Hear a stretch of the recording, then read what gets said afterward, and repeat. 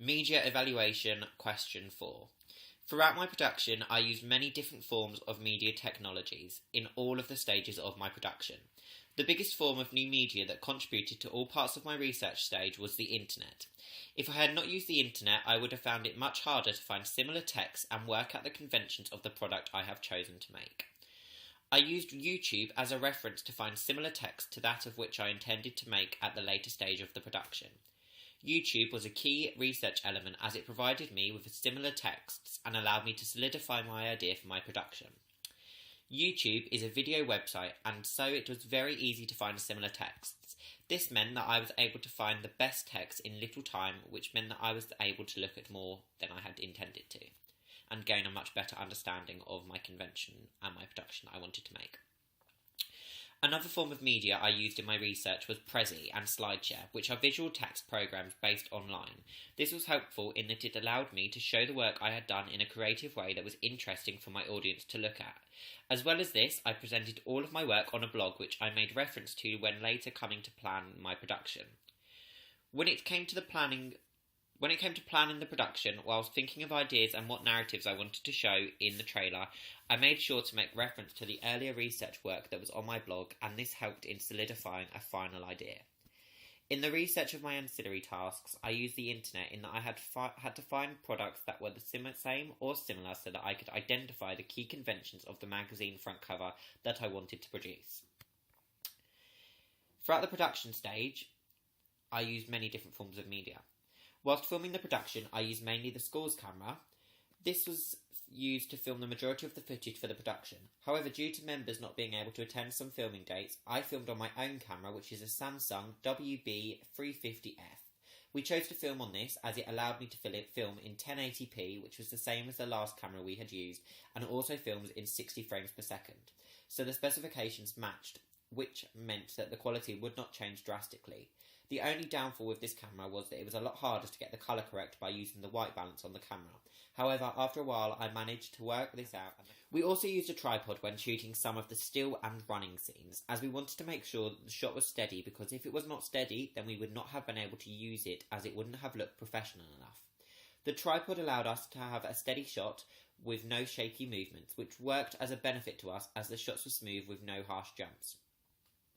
When recording the voiceovers, we used a recording device to record the actors' voiceovers. This was useful not only for the voiceovers, but in also helping us to produce effective Foley sounds.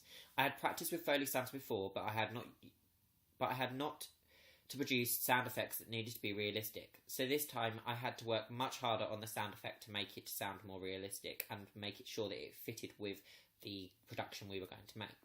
This media technology allowed us to get much more clear and crisp dialogue, which helped when we came to editing, as we could clearly hear what the characters said. In the post-production stage, I had to use a range of media technologies, some of which I had already previously used so was familiar with, such as Adobe Premiere, but some of the programs, such as Adobe After Effects, I was not familiar with. Adobe Premiere is the program that I have used to edit my production. I have had lots of practice with this program in previous productions, however, my knowledge and skills were only minimal, in that I could cut and paste videos into the correct timeline. However, in this production, I had to use the colour grading tool so that I could make the videos more edgy and grunge looking. To do this, I just changed the colour of the videos by using the colour grading tool. This was something that I had not done before, and I felt that it was essential in creating the mood and feel that we had wanted for the soap opera trailer. I also used Adobe After Effects in creating the titles for the trailer. However, I did not use this as much as we had someone who was more skilled at using the program than I was, which meant that my input was not needed as much in that area. For the ancillary task, I had to use Photoshop in manipulating the images that I had taken.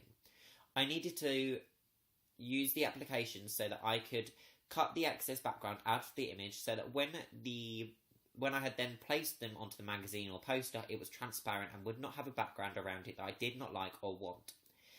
If I had not put the photos into Photoshop and manipulated them, then the background would have not been removed and the poster and magazine would have not looked professional. I also used InDesign, which is a program that I used to make the poster and magazine front cover for my ancillary tasks. I was not familiar with this site as I was with other programs that I had used, such as Adobe Premiere.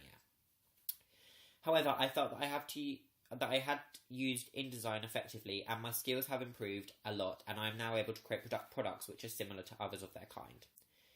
For the audience research, I had to get a group of people and ask them to answer some questions to do with my production and see if their answers would help me in bettering my idea and solidifying. For this task, I used a camera, which I used to film their responses, and then a boom mic. I used this piece of equipment as there was the sound of a radiator being on, and we couldn't turn it off, so we needed to make sure that the excess sound of the radiator was not picked up in the production. Hence, we used the boom mic as a way to just make sure that we picked up the audience's response and not the excess sounds. I also used a tripod. This was to make sure that the camera was sturdy and would not jerk unexpectedly when we were filming. To edit this, I then used Adobe Premiere, which I was used to making quick cuts and sticking the footage together. I feel I used these pieces of equipment effectively for this research, as I incorporated many elements and a good conclusion. I feel that I have used a range of media technologies, some of which I was used to and some of which I was not. Overall, I have definitely developed my knowledge and abilities on such editing sites such as Premiere and Photoshop, and also learnt how to use new programs such as InDesign. This production has allowed me to develop my existing knowledge of technologies and also allowed me to explore a new range of technologies. Overall, I believe that I have used a range of media technologies which have allowed me to make the best production that I could have done. I feel that the product that had the most impact to my production would have been Adobe Premiere. This was the main program that we used throughout the production, and without this program we would not have been able to actually produce the production, and that is why the program had the most impact on the production itself. I feel that I could have attempted to use other elements of the programs we used to develop my skills further. However, I did not feel overly confident with using these elements, and that is why I did not. Overall, I feel that the production we've made is professional, and I've used a range of media technologies in conjunction to make the best production.